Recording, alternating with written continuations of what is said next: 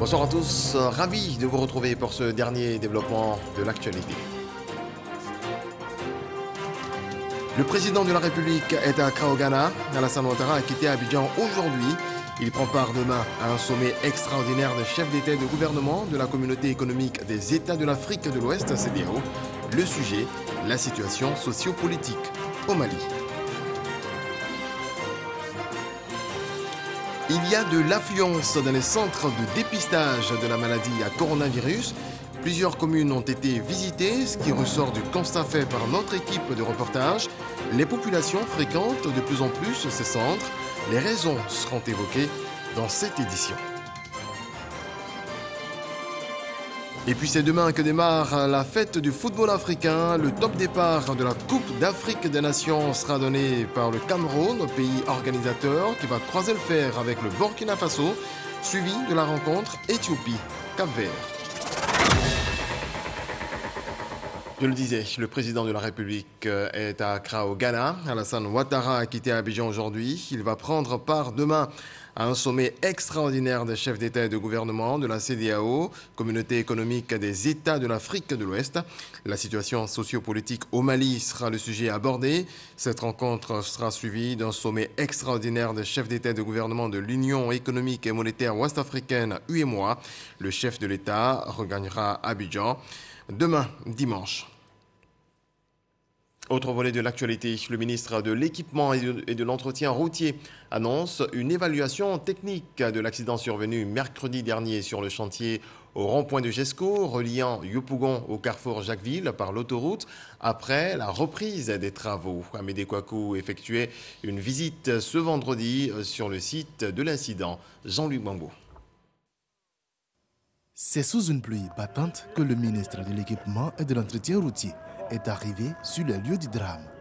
Sous ces gravats, recouverts par une bâche noire, se retrouvent les restes de l'échafaudage qui s'est effondré ici, le mercredi 5 janvier dernier. Un mercredi noir pour le chantier de dédoublement de la route de Dabo à Yopougon, Jesco. Un ouvrier y a perdu la vie et 8 autres blessés. Le ministre situe les responsabilités au terme de sa visite. Il y a quelques problèmes. Nous avons donc demandé à l'entreprise de prendre des dispositions pour ne plus que ce genre de choses puissent se répéter sur ce chantier. Parce que de ce que nous avons vu, c'est simplement de la légèreté de l'entreprise. Parce que vouloir mettre des fers sur 5 mètres, c'est-à-dire R+2, sans aucune protection, nous pensons que c'est extrêmement dangereux. Je pense que la justice va se saisir de ça dans la mesure où il y a mort d'homme. Mais ce qui est important pour nous, c'est que cette voie qui va donc vers Dabou est une voie extrêmement importante. Les travaux ont été momentanément interrompus, le temps de refaire une évaluation des conditions de sécurité du chantier avec les partenaires techniques. On arrête parce qu'on veut bien comprendre ce qui s'est passé. Une fois qu'on aura compris, les travaux vont reprendre parce qu'il faut qu'on puisse respecter les délais. Ce sont des chantiers importants et vraiment on ne souhaiterait pas que ce genre d'incident puisse donc venir perturber l'avancée des travaux. Ce tronçon se subdivisera en une autoroute de 2 fois 2 voies, mais également 2 fois 3 voies, longue de 19 km pour une largeur de 16 mètres avec des accotements et des trottoirs. Elles sont exposées aux accidents de la circulation. Les vendeuses ambulantes au carrefour Ndianois ont été sensibilisées. Une activité de la Chambre d'agriculture de Côte d'Ivoire en collaboration avec le Fonds d'entretien routier. Espérance Diakale et Cheikh Koné nous en parlent. C'est à Ndianois, localité située à 127 km d'Abidjan, que nous rencontrons Minata, vendeuse ambulante de bananes braisées. Bébé au dos, notre jeune mère court le long du trottoir cherchant de potentiels clients, au risque de se faire écraser par un véhicule. Elle n'a que cette alternative pour s'occuper de sa famille. Nous sommes fatigués de courir derrière les gros camions. Il n'y a personne pour nous aider. Pourtant, c'est tout ce que nous avons comme activité pour subvenir à nos besoins. Plusieurs de mes collègues ont été victimes d'accidents. Je souhaite vivement qu'on nous installe sur un parking aménagé, loin de la chaussée. Tout comme Minata, de nombreuses femmes de cet espace sont exposées à de multiples dangers. Certaines d'entre elles ont même été victimes d'accidents de la circulation. Aujourd'hui, elles sont en attente de l'aménagement d'un nouveau parking qui va leur permettre d'exercer leur activité en toute sécurité. Tout le parking est gâté. Tout est détruit à cause des gros camions. Tout ça, ce sont des places qui sont vides. qui sont là, s'ils ont vu le chef, qu'ils ont accepté, ils viennent, ils arrangent. Tout ici, ils vont remplir, fermer, arranger pour aller derrière là. Elles vont aller derrière. Si elles vont derrière là, quand elle va rentrer là, quand elle va aller en bas, il va garer, elles vont vendre. Si elle finit de vendre là, le car ressort. Il s'en va. Elles seront en bas, elles seront en sécurité. Au cours d'une campagne de sensibilisation dénommée Zéro Accident, initiée par le Fonds d'entretien routier et la Chambre d'agriculture de Côte d'Ivoire, ces femmes ont été sensibilisées sur les risques qu'elles courent en exerçant sur le trottoir. Nous voudrons dire et répéter à nos parents, soyez prudents et écoutez les conseils qui sont donnés, la sensibilisation pour que nous puissions, pour une fois, constater qu'il y a zéro accident sur nos routes. Aujourd'hui, l'État a mis en place 350 milliards, dont 250 milliards dédiés à la construction de 11 marchés de gros au niveau national, de 39 marchés de relais, et il y a 100 milliards dédiés pour la construction et ou la réhabilitation de 67 marchés de détail. Cette campagne, débutée pendant les périodes de fêtes de fin d'année 2021, ne s'est pas limitée en Zianois, elle s'est étendue dans les localités environnantes, notamment Saint-Grobo et Carrefour-Ndoussi. La coopérative des femmes du secteur du vivrier dénommée Bocama dans le département de Fresco est installée. La cérémonie d'investiture de son bureau a été parrainée par la directrice générale de la réconciliation qui a délivré un message de paix et de cohésion. Laure Goretti, Jean-Marc Adjadji. Ce geste traditionnel marque l'installation officielle du bureau de la coopérative des femmes du vivrier du village de Petit Bondoukou dans le département de Fresco. Cette coopérative dénommée Bocama signifie soutien en langue locale à Caen. On est content, très heureuse. Pour booster et encourager les activités de ces femmes, la marraine Simone Gbako Aïri, directeur général de la réconciliation, offre 3 broyeuses et un soutien financier. Une action appréciée par les récipiendaires et la chefferie de Fresco. On lui dit grand merci par rapport à tous ces dons qu'elle a fait à la coopérative. Nous sommes très contents parce qu'elle a parlé de réconciliation. C'est notre préoccupation aujourd'hui. Quand il y a développement, c'est lorsqu'il y a la paix. Quand il y a développement, c'est lorsque chacun peut vaquer à ses occupations. Et les femmes sont en train de chercher du secours. Nous sommes de la région, nous leur proposons non seulement notre soutien, mais nous leur demandons de venir au secours de la réconciliation pour parler ensemble d'une seule voix. Et nous sommes venus donc les mettre en mission pour qu'à leur tour, dans leur foyer, avec leurs enfants, leurs maris, dans toute la communauté, elles puissent porter plus haut et plus loin le message de la réconciliation. Occasion pour la marraine de mettre en mission l'ensemble des femmes du département de Fresco, les associations et organisations de la région du Boclé.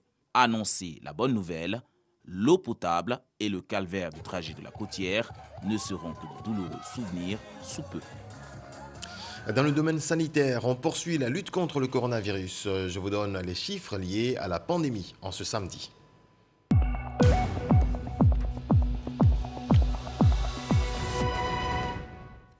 Le ministère de la Santé, de l'Hygiène publique et de la couverture maladie universelle a enregistré ce samedi 8 janvier 2022 411 nouveaux cas de Covid-19, 1485 guéris et un nouveau décès. À la date du 8 janvier 2022, la Côte d'Ivoire compte donc 76 732 cas confirmés, dont 65 721 personnes guéries, 733 décès et 10 278 cas actifs. Le 7 janvier, 25 136 doses de vaccins ont été administrées, soit un total de 7 339 289. Et puis je le disais, en ce début d'année, la population abidjanaise fréquente de plus en plus les centres de dépistage du Covid-19. Notre équipe s'est rendue dans les centres de Marcory, Treichville et Cocody pour constater de visu. Serge Pacomdidi, Salima Toudia. 10h30 ce vendredi 7 janvier à Treichville. Le centre de dépistage enregistre un bon nombre de volontaires au dépistage. Avant les fêtes de fin d'année, on était pratiquement à 200 à 300 prélèvements par jour. Et maintenant, nous sommes à 700 prélèvements par jour. Donc, vous voyez bien que le nombre a été multiplié par 2. L'affluence a été multipliée par 2. Les fêtes de fin d'année. Il y a aussi le nouveau variant qui, dont la contamination Donc la contamination est très rapide. Ça fait qu'il y a beaucoup plus de cas positifs. Et donc les gens viennent se faire dépister pour connaître au moins leur statut. Venue avec ses 3 enfants, cette dame a été en contact avec un cas positif. Pour elle, il est important de lever tout équivoque. On a déjà fait le test, mais on revient encore vérifier. Les étudiants également sont de la partie. L'école m'a demandé de venir faire le test. Je suis venu faire le test contre la Covid-19 afin de me protéger, de protéger mon entourage. Le cap est mis sur le centre de dépistage de la commune de Marcory, qui connaît également une affluence après la période des fêtes. Constaté une grippe saisonnière. Grippe saisonnière qui a pris carrément pratiquement toute la ville d'Abidjan. Donc, vu les signes qui s'apparentent aussi aux signes de la Covid. Donc, il va de soi que les usagers viennent se faire dépister pour savoir leur état de santé. Le contrôle est une obligation pour Church, car son employeur l'exige. À la demande du service, je fais mon test. Compte tenu du fait que je viens de congé, donc je fais mon test pour pouvoir reprendre. À Cocody, Bintou Sanogo a décidé de faire son test au vu de la flambée des cas positifs. Je suis venue hier, il y avait tellement de monde que je n'ai pas pu me faire dépister. Et par la grâce de Dieu, aujourd'hui, je suis venu très tôt ici sur le site de Saint-Jean-Cocody et je viens à peine de faire mon dépistage. Donc demain, j'attends mon résultat. C'est une population consciencieuse face à l'augmentation fulgurante des cas positifs qui a pris d'assaut les centres de dépistage afin de bouter la Covid-19 de son quotidien. Autre volet de l'actualité, le Fonds de prévoyance militaire a procédé ce vendredi lors d'une cérémonie à Cocody à la remise des chèques d'environ 1,5 milliard de francs CFA à 302 militaires et gendarmes admis à faire valoir leur droit à la retraite, en attendant bien sûr le versement de leur première pension. Regardons. 324 militaires et gendarmes retraités depuis le 31 décembre 2021 reçoivent des chèques du Fonds de prévoyance militaire, un pécule d'accompagnement qu'ils reçoivent en attendant le début du paiement de la pension de retraite. On veut nous remettre un chèque, c'est réconfortant. Aujourd'hui, je pars à la retraite heureux. À la retraite, c'est une bonne chose. Et comme je disais dans mon introduction, ça vient de Dieu. Et je viens de recevoir un chèque du Fonds militaire qui a m'aidé à construire ma vie. Et vraiment, sans ça, vraiment, en tout cas, c'est un soutien énorme pour nous. Parce que avant nos devanciers, il n'y a pas ce soutien, n'hésitez pas. Rentrer dans l'armée à 18 ans, après 35 ans de service, ce n'était pas évident au départ. Il a fallu les conseils de nos aînés pour que nous rentrons nous adhérons au niveau du Fonds de prévoyance. Et voilà, aujourd'hui, je rends grâce à Dieu. C'est près d'1,5 milliard de francs CFA qu'ils ont reçus au total. Le directeur du Fonds de prévoyance militaire et le représentant du ministre d'État, ministre de la Défense, n'ont pas manqué d'inviter les bénéficiaires à un bon usage de leur chèque. L'événement qui nous réunit revêt une importance particulière. Il s'agit pour le Fonds de prévoyance militaire de permettre, en vertu de la solidarité mutualiste, aux nouveaux retraités d'aborder avec tranquillité la transition vers cette nouvelle étape de leur vie. Chers frères, dames, je vous encourage à faire très bon usage de ce que vous recevrez ce jour pour une retraite paisible, en vous engageant dans des projets ou en améliorant ceux déjà entamés. Le Fonds de prévoyance militaire est une mutuelle sociale qui a pour mission de faciliter aux militaires, gendarmes et à leurs familles l'accès à des soins de santé de qualité et recourir à l'amélioration de leurs conditions morales, matérielles et sociales. Le reportage de Laure Goriti commenté par Abou Sanogo. Passation de charge ce jeudi à l'autorité nationale de régulation des marchés publics. Le président sortant, Koulibaly Penagnabar, passe le relais à Diomandé Massafi, Marie Trirou et Salima Toudia pour le compte-rendu. En fonction depuis 3 ans, le président du Conseil de l'Autorité nationale de régulation des marchés publics, ANRMP, Koulibaly Penagnabar, passe la relève à Diomandé Bamba Massafi. Durant 3 ans, le président sortant et les membres de son conseil ont mené des actions permettant ainsi à l'institution de demeurer incontournable.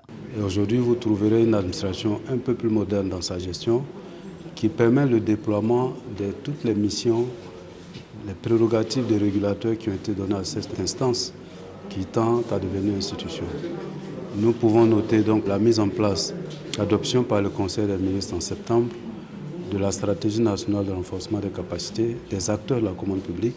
Nous avons l'accréditation des acteurs de la commande publique, des professionnels déjà sur le terrain, qui sont donc reconnus désormais comme tels. La nouvelle présidente de l'ARNMP, Diomandé Bamba Massafi, entend renforcer les acquis de l'institution pour la rendre encore plus efficace. Nous allons nous évertuer à préserver ces acquis-là et à essayer, avec le meilleur de nous-mêmes, à bonifier ces acquis, à les consolider.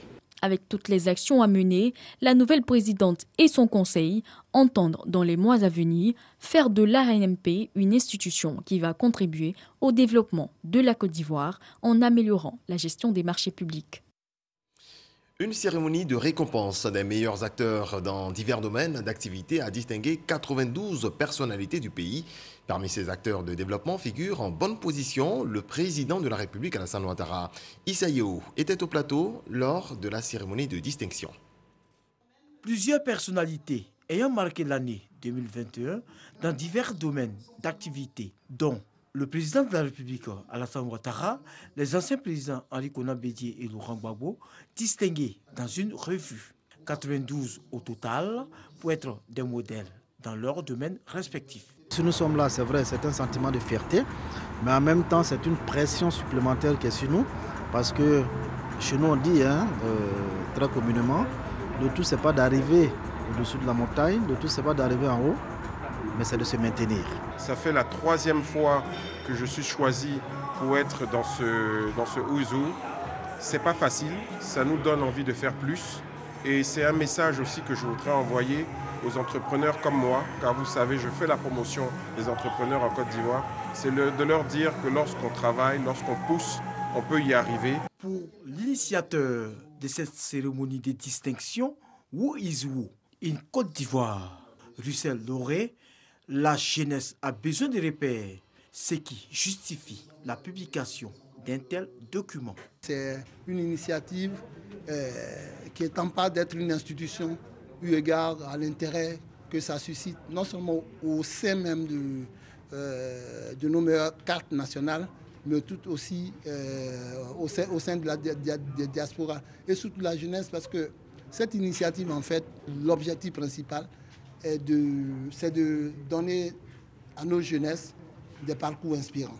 Cette revue n'est pas un document à grand tirage. Il est tiré en nombre limité et distribué à des endroits clés. Je vous amène à présent à l'intérieur du pays. Le conseil régional du Tchologo multiplie les actions pour le bien-être des populations. 6 ambulances, des équipements médicaux, des tracteurs, des salles de classe et bien d'autres. Le tout pour un montant global de 519 millions de francs CFA. Une cérémonie de remise officielle a eu lieu à Ferkessédougou. Kader Sogodogo. L'année nouvelle commence bien pour la population de la région de Tchologo. Elles viennent de bénéficier d'investissements dans divers domaines. La santé, avec 6 ambulances flambant neuves. La construction d'un pavillon pédiatrique, l'équipement du bloc opératoire du CHR de Ferkessédougou et du matériel biomédical. L'éducation avec la construction de 3 bâtiments de 3 classes avec bureaux et latrines à Ferkessédougou. 800 prises en charge scolaires. Il vient de recevoir au moins un bon de la part du conseil régional. En toi, nous sommes très contents de lui. Nous les remercions. Les jeunes, avec 120 bons de permis de conduire, un tracteur offert à 2 coopératives, des bons pour des personnes vulnérables et des dons aux orphelinats.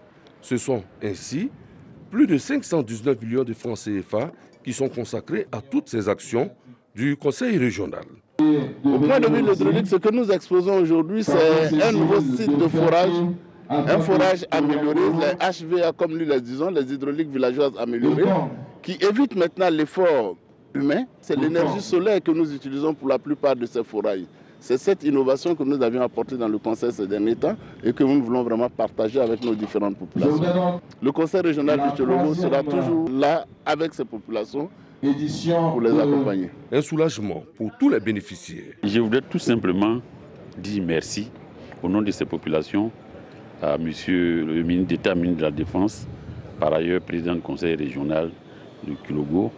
Donc nous allons veiller à ce que tous ces dons soient entretenus et servent à ce pourquoi ils ont été offerts. Le conseil régional du Tchologo, avec à sa tête le ministre d'État Téné Birahima Ouattara, entend mettre tout en œuvre pour répondre aux besoins des populations. D'autres actions sont annoncées pour les mois à venir. Les responsables du collectif des mouvements et associations pour le développement et l'émergence ont initié à Bouaké un meeting de remobilisation. Le ministre des Transports a présidé la cérémonie. Amadou Koné exhorte les militants à œuvrer pour la consolidation de la paix et de la cohésion sociale. Le reportage de Charles Tatou. Mouvement de soutien aux actions du chef de l'État Alassane Ouattara. Le collectif des mouvements et associations pour le développement et l'émergence se veut aussi une structure œuvrant pour la consolidation de la paix et la cohésion sociale. D'où le thème « Quelle contribution des mouvements et associations à la consolidation de la cohésion sociale et de la paix pour une Côte d'Ivoire solidaire ?» Thème au centre de cette mobilisation qui marque la rentrée politique du COMAD. Pour le président du comité d'organisation, de nombreux défis attendent la Côte d'Ivoire. Pour consolider les acquis de cette nouvelle ère, l'ère de la transformation, il nous faut œuvrer en tant que jeunes, membres de mouvements et associations, au maintien d'un climat apaisé, gage d'une durabilité au développement. Le ministre des Transports a présidé le meeting de remobilisation des jeunes militants de base du RHDP.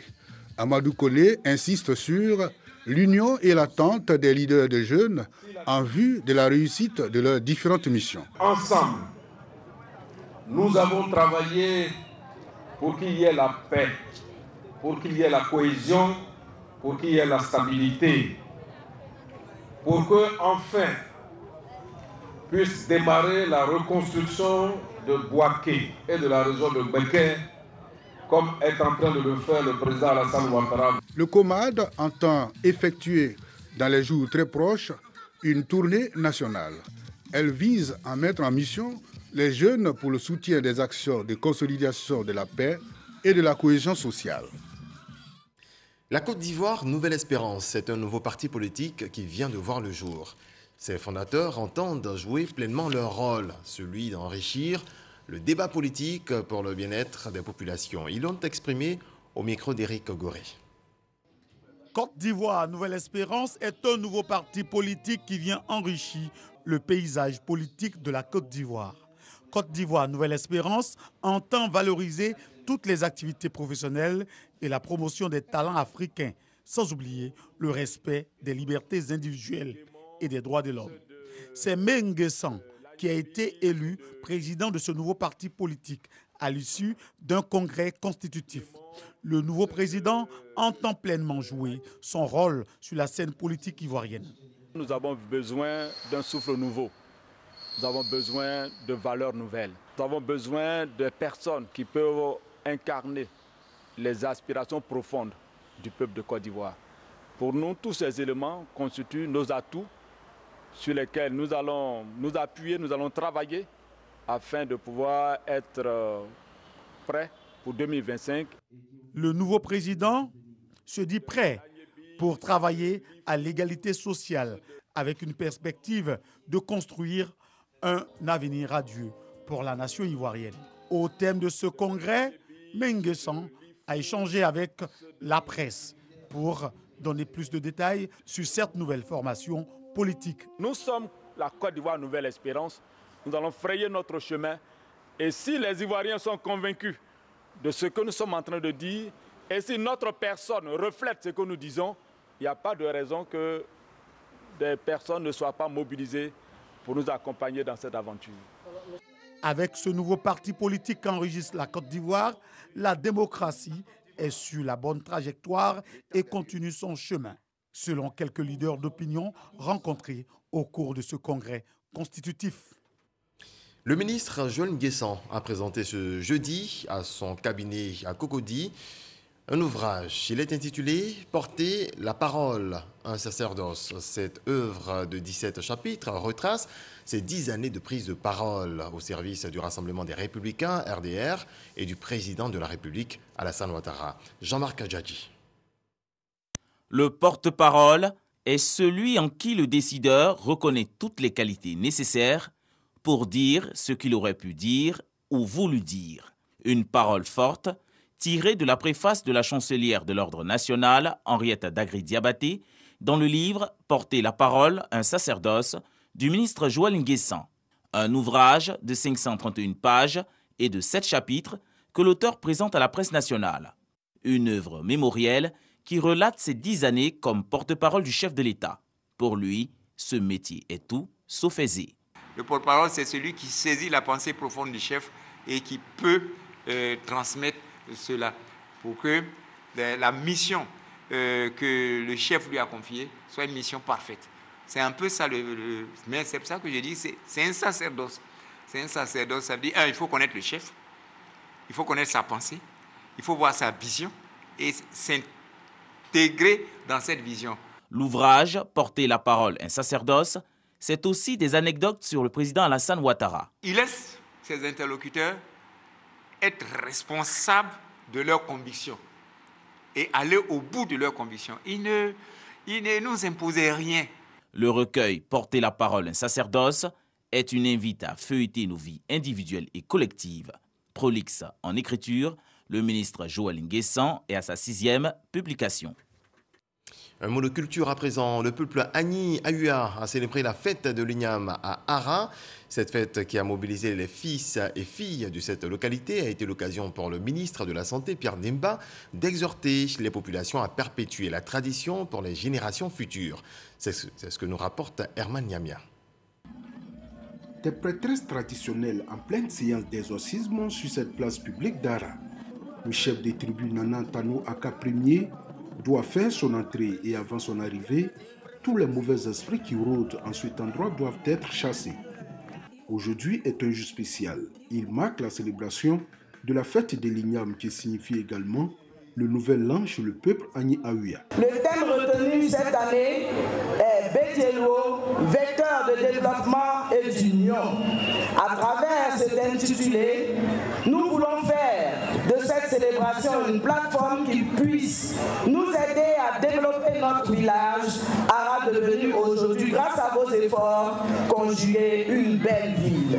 La célébration de la fête de l'Igname à Ara, au-delà de l'aspect festif, est l'expression de la cohésion qui règne au sein de la population qui s'est massivement déplacée pour traduire son attachement à son chef.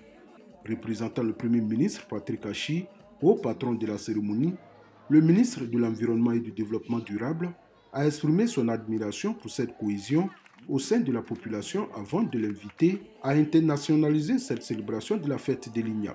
C'est une fête qu'on peut, Madame la ministre de la Culture, et qu'il faut que vous voyez comment il faut rendre cette fête-là internationale. C'est-à-dire que inviter, puisque le Ghana aussi fait cette fête, faire en sorte que tous les pays qui sont liés à ce type de fête des Ignames soient en Côte d'Ivoire, que ça devienne une commémoration internationale. Le parrain de la cérémonie, le ministre de la Santé, de l'Hygiène publique et de l'Assurance maladie universelle, ne dira pas autre chose que d'inviter les populations à perpétuer nos traditions. La culture est l'élément vital d'une société dynamique, capable d'apporter de précieux avantages sur le plan social et économique. En effet, les arts, la culture et les festivals occupent indéniablement une place importante dans le développement social et économique de nos régions. Je voudrais donc à ce stade de mon propos rendre hommage aux garants de nos traditions, de nos us et coutumes qui au fil des années ont réussi à perpétuer et pérenniser ces acquis qui font la fierté et l'honneur de notre civilisation. Le porte-parole du roi a exprimé sa gratitude à tous les invités pour leur présence massive avant de leur souhaiter une bonne et heureuse année 2022. La célébration de la fête de l'Igname 2021 terminée, la prochaine édition est prévue pour le 16 décembre 2022. 27 juin 1969, 11 décembre 2021. Benson Pierraka Claver s'en est allé. Journaliste sportif à RTI Sport, l'homme a plusieurs années durant écumé les stades d'ici et d'ailleurs pour nous faire vivre sa passion. Hélas, la grande faucheuse en a voulu autrement. Sa famille sportive, sa famille biologique, sa femme et ses enfants, admirateurs et parents, tous se sont rendus à la levée du corps à Ivosep-Treichville, passant par l'église méthodiste unie Israël de Treichville jusqu'à l'inhumation au cimetière municipal de Grand Bassam. Il aurait certainement voulu vivre cette fête du football. La CAN 2021 prend son envol demain. Le pays organisateur, le Cameroun, démarre avec sa rencontre face au Burkina Faso, un sérieux prétendant au titre. Cette rencontre sera suivie du match Éthiopie-Cap-Vert. La Côte d'Ivoire entre en lice mercredi. Les Ivoiriens seront face à la Guinée équatoriale. Madame, Monsieur, ce journal est terminé, mais avant, je vous rappelle, le président de la République est à Accra au Ghana. Alassane Ouattara a quitté Abidjan aujourd'hui. Il va prendre part demain à un sommet extraordinaire des chefs d'État et de gouvernement de la communauté économique des États de l'Afrique de l'Ouest, CEDEAO. La situation sociopolitique au Mali sera le sujet abordé. Cette rencontre sera suivie d'un sommet extraordinaire des chefs d'État et de gouvernement de l'Union économique et monétaire ouest-africaine, UEMOA. Le chef de l'État regagnera Abidjan demain, dimanche. Très belle soirée sous la protection du Très-Haut. Bonsoir.